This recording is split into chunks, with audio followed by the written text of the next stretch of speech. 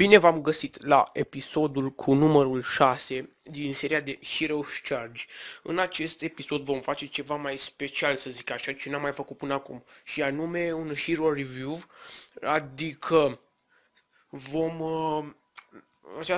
în fiecare lună se dă câte un erou gratis și pe cel din această lună îl voi prezenta în acest video. Deci, eroul din această lună care l-am primit azi este Forest Guardian.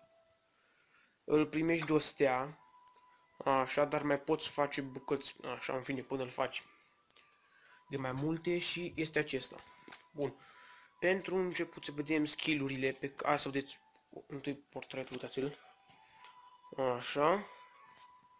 Bun, frumos. Bun. După aceea, hai să vedem magiile. Deci, Pilus Nova summonă, Pulse Nova. Să întâi să-l facem. O să-l facem de un level, ia stați. Dacă mai aveam aici niște câteva poțiuni. Bun, unde este? Haideți să îl vedem la acțiune. Zic că ajunge. Putem să-l upgradăm o dată măcar. Upgradăm lejer. Unde este? Hai că îl upgradăm lejer. Ia să vedem în acțiune, bă. Să-l vedem. Dansează. De fericire. Să-l vedem în acțiune. Promote. Ia să vedem. Și o nouă magie.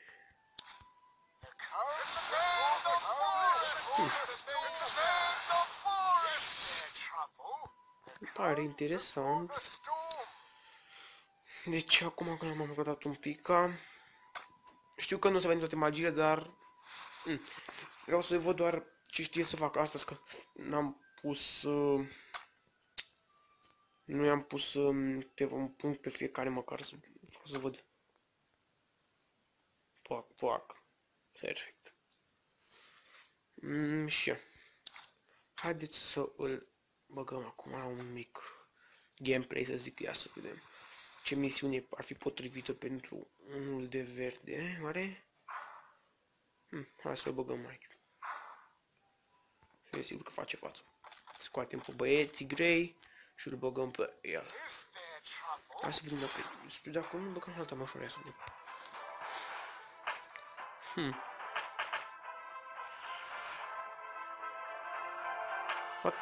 Ați văzut că s-a făcut negru pe fundalul imaginii. Când aia cu fulgerul. What? Bun, fine. Ia damage într-una, le ia damage. Am înțeles magia. Ok, pare interesant. De fapt, chiar este interesantă.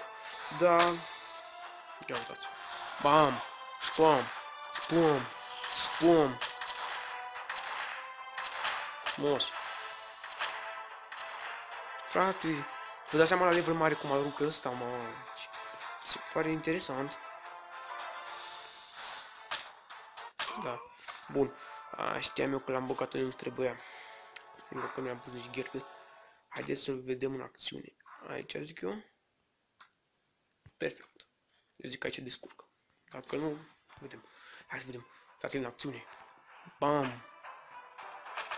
Hai că se descurcă aici. Ștum. Deci asta dă pe toți, cred că dă pe mai multe ținte. De fapt, pe toate, cred că. Sau să mă uit acolo la magie, pe câte ar putea da. Ok, arată și așa ca să zic plăcut, adică frumos. Așa. Haideți să-l vedem.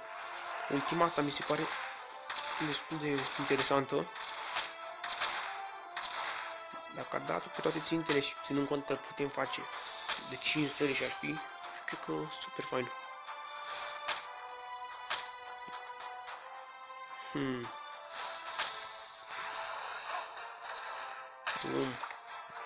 Interesant, frumos. Dar că primește viața după fiecare asta, nu înțeleg eu. Bun. Da, pe toate țintele de interesant cum merge acum. Vă dați seama dacă s-ar încărca asta într-una că mi-ar da damage pe ei, ar fi deja prea OP, să zic. Da, și aici o să mă cam moară, deci hai să-l dăm pe prima misiune, zic eu. Că zic că ar trebui să merg prima. Da, bă. Bun, deci... Deci...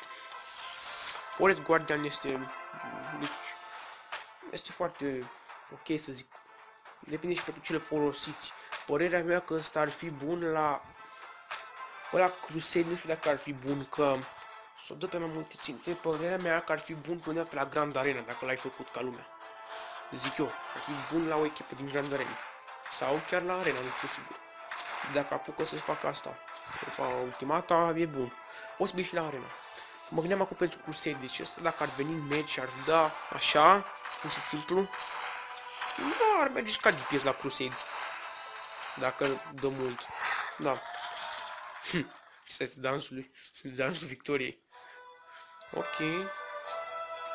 Bun, next. Hai să încercăm și la a doua. De fapt, da, nu, stați un pic. Înainte să încercăm... Câte poțiuni mai am? 12. Hai să mai upgradăm cât se poate. Cât posibil. Poate putem face mai OP. Oh, ce caut aici, doamne, Heroes. Unde e nebunul? Nebune? Trebuie aici. Să-l facem mai puternic cu picarul, să-l văd în acțiune. Pă nebun. Da, ce să zic. Mi pare interesant. Forest Guardian. Bam. Să-l văd așa cam cum s-ar prezenta. Ce să-l folosim la... Că nu putem? Ia să-i dăm o misiune mai grea un pic. Am făcut și nivel. Nu e prea OP. Stai, mă. Adică asta. Vezi că s-a descurcat aici. Stai, ce level am? Hai, care level mai mare ca ei.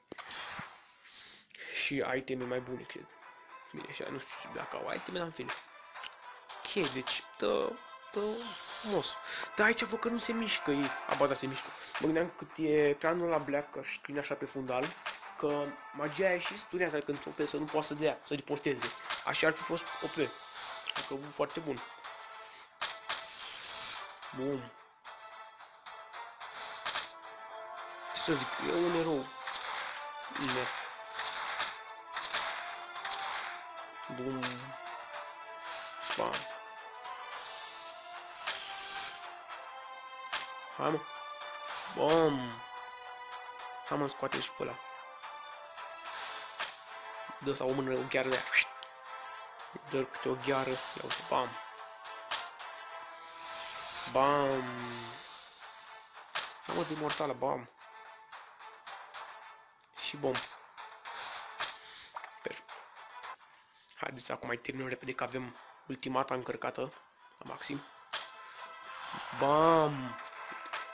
A, doar ce din apropiere iau damage aia mai... Da, uneam meu să dea pe toți, era frumos. Dar totuși e interesantă ultimata.